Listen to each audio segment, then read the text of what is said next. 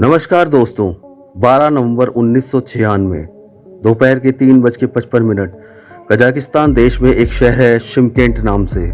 इस शहर से कजाकिस्तान एयरलाइंस का एक चार्टर्ड प्लेन टेक ऑफ करता है। ये विमान नई दिल्ली जा रहा है। इस प्लेन में कई छोटे मोटे ट्रेडर्स बैठे हैं पड़ोसी देश किर्गिस्तान से, जो इंडिया जा रहे थे वूल खरीदने के लिए, जिसे वो सेंट्रल एशियन बाजारों में बेच सकें। उसी समय दिल्ली के इंदिरा गांधी इंटरनेशनल एयरपोर्ट पर एक सऊदी अरेबियन फ्लाइट तैयार हो रही है टेक ऑफ करने के लिए। इस फ्लाइट में 312 पैसेंजर्स बैठे हैं, जिसमें 231 इंडियंस हैं जो कंस्ट्रक्शन वर्कर्स हैं या डोमेस्टिक एम्प्लॉयज होते हैं। जो ये सऊदी अरेबिया जा रहे हैं काम ढूंढने के लिए, ताकि अपनी फैमिली को कुछ फाइनेंशियल सपोर्ट कर सके। शाम के 6:33 सऊदी अरेबियन एयरलाइंस की ये फ्लाइट टेक ऑफ करती है दिल्ली एयरपोर्ट से।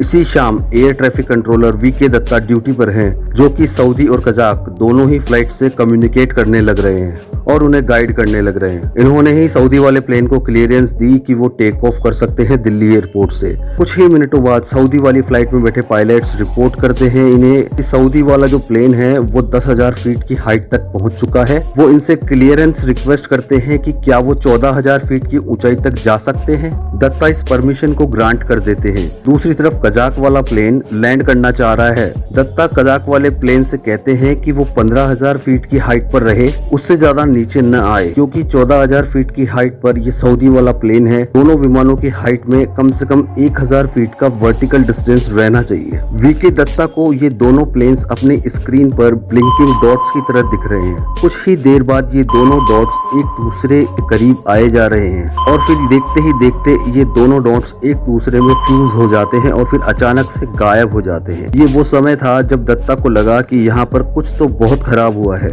दिल्ली से करीब 100 किलोमीटर दूर एक छोटा सा शहर है चरखी दादरी करके। उस शाम को इस शहर में रहने वाले लोग अचानक से देखते हैं कि आसमान में जैसे बिजली चमकी हो। बहुत तेज रोशनी चमकती है और फिर उन्हें सुनाई देती है बिजली के चमकने की आवाज। इससे पहले कि वो लोग समझ पाते कि यहाँ पर हो क्या रहा है, आसमान से लोहे के टुकड़े बरसने लग जाते हैं उन पर। पता चलता है कि ये दो विमान एक दूसरे में क्रैश कर चुके हैं। ये देश के इतिहास का पहला और इकलौता मिड एयर कॉलिजन बन जाता है और साथ ही साथ वर्स्ट एयर डिजास्टर इंडिया की हिस्ट्री में। As the search for bodies among the wreckage continued, several Muslim victims of the disaster were buried in a mass grave.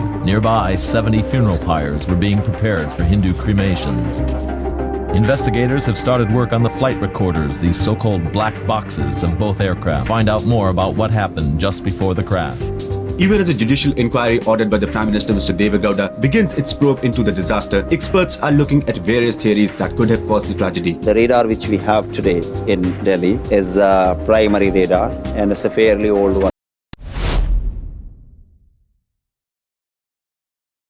इस कहानी को गहराई से समझने के लिए कि ऐसा क्यों हुआ था और इसका क्या इम्पैक्ट पड़ा इंडिया के एविएशन सेक्टर पर, हमें थोड़ी बेसिक नॉलेज लेनी पड़ेगी। आसमान के कुछ बेसिक नियम समझने होंगे। जैसे गाड़ियां दोस्तों सड़कों पर चलती है और सड़कें सेट पाथ्स पर बनाई जाती है। सड़कों में ट्रैफिक लेन्स होती हैं, बिल्कुल इसी तरीके से ही एरोप्लेन्स के लिए भी सेट पाथ्स होते हैं आसमान में। इस सारे विमान इन्हीं पाथ्स पर चलेंगे। इन पाथ्स को कहा जाता है एयरवेज। जैसे सड़कों को ट्रैफिक लेन्स में डिवाइड किया जाता है, वैसे ही एयरवेज को एयर कॉरिडोर्स में डिवाइड किया जाता है। इमेजिन करो कि अगर आने वाली और जाने वाली गाड़ियों के लिए एक ही ट्रैफिक लेन हो सड़क पर, तो क्या होगा? बहुत ही ज्यादा हाई प्रायोरिटी होगी एक्सीडेंट होने की। इसी रीजन से एयरपोर्ट्स अलग अलग कॉरिडोर्स रखते हैं आने वाले और जाने वाले एरोप्लेन्स के लिए, ताकि एक्सीडेंट्स होने की गुंजाइश कम से कम हो। इसके अलावा जिस हाइट पर एरोप्लेन्स फ्लाई करने लग रहे हैं उसे फ्लाइट लेवल कहा जाता है। इंटरनेशनल एयरलाइंस के स्टैंडर्ड्स के अकॉर्डिंग इन्हीं भी दो प्लेन्स के बीच का वर्टिकल डिस्टेंस कम से कम 1,000 फीट तो होना ही चाहिए।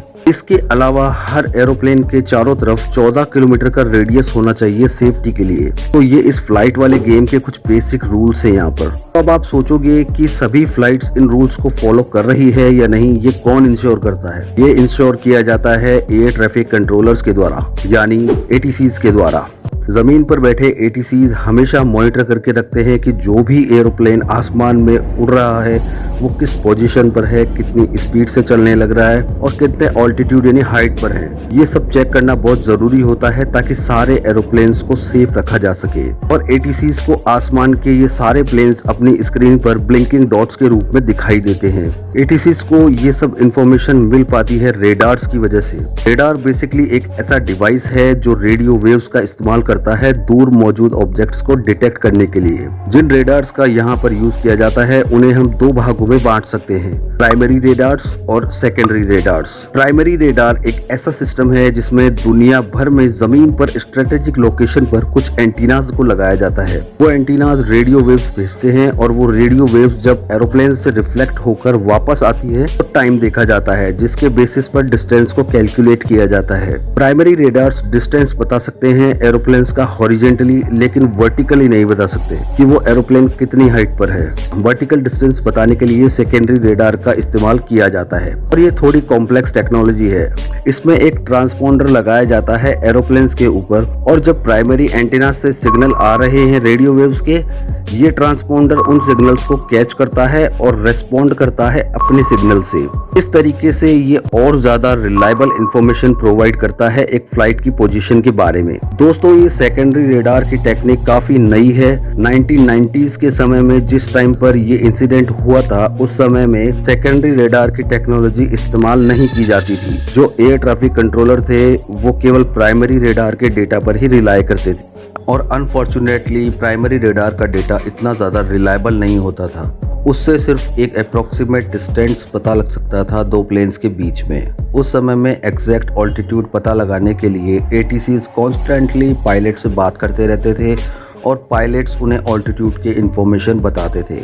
उसके बाद एटीसीज लिटरली हाथ से हाइट और स्पीड के पैरामीटर्स लिखते थे और कैलकुलेट करने के बाद फ्लाइट का पाथ चार्ट करते थे। इमेजिन कर सकते हो एक दिल्ली जैसे बीची एयरपोर्ट पर जहां 20 से 30 फ्लाइट्स एक साथ लैंड कर रही हैं, उड़ रही हैं, कितना हेडेक वाला काम होता होगा ये एयर ट्रैफिक कंट्रोलर्स के लिए। बहुत ही स्ट्रेसफुल जॉब होती थी ये।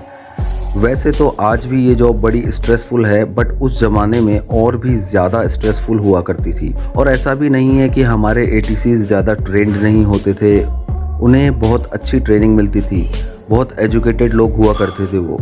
लेकिन एक पॉइंट ऑफ टाइम के बाद किसी भी इंसान के लिए वर्कलोड और स्ट्रेस बहुत ज़्यादा हो जाता है। दिल्ली के एयरपोर्ट के डिप्टी डायरेक्टर JS आहूजा ने तो एक बार ये कहा था कि पीक आवर्स में ट्रैफिक कंट्रोल रूम्स के अंदर जो टेंशन होती है वो बिल्कुल दम घुटने वाली होती है। यही रीज़न है कि 1990s के एक समय पर एटीसीज को दुनिया की सबसे स्ट्रेसफुल जॉब माना जाता था। 12 नवंबर की उस शाम को किससे क्या गलती हुई कि इतना बड़ा डिजास्टर हो गया। दो प्लेन एक दूसरे में क्रैश कर गए। तो दोस्तों, एक्सीडेंट्स को लेकर एक बड़ी पॉपुलर थ्योरी बताई जाती है, the Swiss cheese model. Swiss cheese तो आप जानते ही होंगे, ऐसी दिखती है। स्विस चीज जिसके अंदर काफ़ी सारे होल्स होते हैं, अगर आप इन चीज़ के टुकड़ों को एक के ऊपर एक स्टैक करके रखोगे तो ये जो सारे होल्स होते हैं ये एक दूसरे से मैच नहीं करेंगे। इस चीज़ के आप आर पार नहीं देख पाएंगे क्योंकि सारे होल्स एक के ऊपर एक अलाइन करें उसकी पॉसिबिलिटी बहुत ही कम है, क्योंकि अगर एक होल भी अलाइन नहीं करता तो आप आर पार नहीं देख पाएंगे स्विस चीज़ के। अब एक्सीडेंट्स के साथ भी कहा जाता है कि यही चीज़ होती है। अब आमतौर पर जो एक्सीडेंट्स होते हैं वो किसी एक सिंगल रीज़न की वजह से नहीं होते हैं, बल्कि मल्टीपल रीजंस होते हैं जो एक साथ एक राइट टाइम पर अलाइन कर जाते हैं। वैसे इसको राइट टाइम तो क्या, रॉन्ग टाइम कहा जाना चाहिए। बहुत सारी छोटी छोटी गलतियां जो एक साथ हुई जिसकी वजह से इतनी बड़ी दुर्घटना हो गई। इनमें से एक भी गलती अगर ना होती तो शायद ये डिजास्टर नहीं होता, और उस दिन भी कुछ ऐसा ही हुआ। बहुत सी छोटी छोटी गलतियां एक साथ अलाइन कर गई। सबसे पहले इंडियन ऑफिशियल्स को लगा कि जो सऊदी वाला जो प्लेन था पक्का उसने इंस्ट्रक्शन को ठीक से ओबे नहीं किया होगा। उन्हें 14,000 फीट तक रहने को कहा गया था, लेकिन वो 15,000 फीट तक चला गया और कजाक वाले प्लेन से जाकर टकरा गया। लेकिन जब दोनों प्लेन्स के ब्लैक बॉक्सेस को रिकवर किया गया तो पता चला कि सऊदी वाला जो एरोप्लेन था वो एक्चुअली में 14,000 फीट पर ही था, और जो टकराव हुआ था दोनों के बीच वो 14,000 फीट पर ही हुआ था। यानी कजाक वाला जो प्लेन था वो 15,000 से 14,000 फीट पर आ गया था। तो अब सवाल ये उठा कि ऐसा क्यों, जबकि इनसे कहा गया था कि 15,000 फीट तक रहो, उससे नीचे मत आना। जो ऑडियो रिकॉर्डिंग रिकवर की गई इन ब्लैक बॉक्सेस से, उससे ये पता चला कि जो कजाक वाले प्लेन के दो पायलट्स थे वो ध्यान से सुन भी नहीं रहे थे कि एटीसीज क्या कहने लग रहा है। वो एक्चुअली में एक दूसरे से बातें कर रहे थे कि दिल्ली में कितना ट्रैफिक है, दिल्ली एयरपोर्ट्स पर कितने ट्रैफिक हैंगअप्स होते हैं। दूसरी शॉकिंग चीज ये पता चली कि इन कजाक पायलट्स को इंग्लिश भी ढंग से समझ में नहीं आती थी। इनफैक्ट एक रेडियो ऑपरेटर था प्लेन के अंदर जो ATC से आए मैसेजेस को ट्रांसलेट करता था इंग्लिश से रशियन में, ताकि इन पायलट्स को समझ में आ सके। एक्सीडेंट की रिपोर्ट ने यहाँ कंक्लूड किया कि ATC ने जो इंस्ट्रक्शन सुनाई थी उसमें एरर ऑफ अंडरस्टैंडिंग हुआ। ATC ने उन्हें एक सर्टेन फ्लाइट लेवल मेंटेन रखने को कहा और उन्होंने उसे मिसअंडरस्टैंड कर लिया, या उनको लगा कि ये इंस्ट्रक्शन किसी दूसरी फ्लाइट के लिए हैं, इसीलिए वो डिसेंड कर गए। एक्चुअली में उस ज़माने में दोस्तों सोवियत यूनियन का अभी ब्रेकअप हुआ था और कजाकिस्तान एक नया देश था, और जो रशियन नेशनल एयरलाइंस थी उसे बांटा गया था अब अलग अलग कंट्रीज़ की एयरलाइंस में, और इन एयरलाइंस की रेपुटेशन बिल्कुल भी अच्छी नहीं थी। कहा जाता था कि एक पायलट ने अपने बच्चे को कंट्रोल्स पर बैठा दिया था, वोदका शॉट्स ले रहे हैं पायलट्स लैंडिंग से पहले। तो ओवरऑल रशियंस की रेपुटेशन इतनी अच्छी नहीं थी इस चीज़ को लेकर। अगली प्रॉब्लम ये थी जो कि मैंने पहले आपको वीडियो में बताया था कि एक कॉरिडोर होता है जाने वाले प्लेन के लिए और एक एयर कॉरिडोर होता है आने वाले प्लेन के लिए, लेकिन 1990s में ऐसा नहीं होता था। तीसरा मैंने आपको बताया कि सेकेंडरी रेडार का इस्तेमाल नहीं किया जाता था। अब इस भयानक एयर डिज़ास्टर के होने के बाद हमारी सरकार ने और दुनिया भर के एविएशन एक्सपर्ट्स ने इससे सीख ली, जिससे ऐसी कोई घटना दोबारा न हो, और थैंकफुली आज तक इंडिया में भी ऐसी कोई घटना दोबारा नहीं हुई है। क्या रीज़न है इसके पीछे? अब सेपरेट एयर कॉरिडोर्स कर दिए गए हैं आने और जाने वाले विमानों के लिए। दूसरा सेकेंडरी रेडार, जिसका कि अब तक इम्प्लीमेंट नहीं किया गया था ऑफिशियल्स के बार बार रिकमेंड करने के बाद भी। लेकिन कहा जाता है कि अगर आपकी रिकमेंडेशन रिपोर्ट पर खून के कुछ दाग पड़ जाएं तो उस चीज़ को इम्प्लीमेंट करना बहुत आसान हो जाता है, और अब गवर्नमेंट एक्शन में लग गई।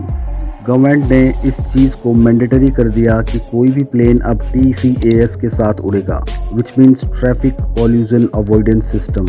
ये एक ऐसा सिस्टम है जो एक अलार्म बजा देता है प्लेन के अंदर अगर कोई भी और विमान उस एयरप्लेन के 1000 फीट की वर्टिकल डिस्टेंस में आए तो, और साथ ही ये पायलट को बताता भी है कि किस डायरेक्शन में उड़ो ताकि ये वर्टिकल डिस्टेंस मेंटेन रहे। नीचे से दूसरा विमान आपके एरोप्लेन के पास आया है तो ये अलार्म बजेगा और अलार्म बताएगा पायलट्स को कि ऊपर की डायरेक्शन में जाओ आप। अब तीसरा इशू जो इस पूरे घटनाक्रम में उठा वो था लैंग्वेज और उसकी बारीकियों को लेकर। जब कोई दो इंसान आपस में कम्युनिकेट कर रहे हैं तो दोनों एक दूसरे की बात को कितनी बारीकी से समझ पाते हैं। अब दुनिया भर में इतने सारे मल्टीकल्चरल बैकग्राउंड के लोग कैसे एक दूसरे के साथ कम्युनिकेट कर पाएं जिसमें कोई मिसअंडरस्टैंडिंग ना हो। इंडिया ने 1998 में इस इशू को इंटरनेशनल कम्युनिटी के सामने उठाया और ये प्रपोजल रखा गया कि हर पायलट के पास इंग्लिश के लिए कम से कम इतनी प्रोफिशिएंसी होनी चाहिए कि वो कम्युनिकेट कर पाए।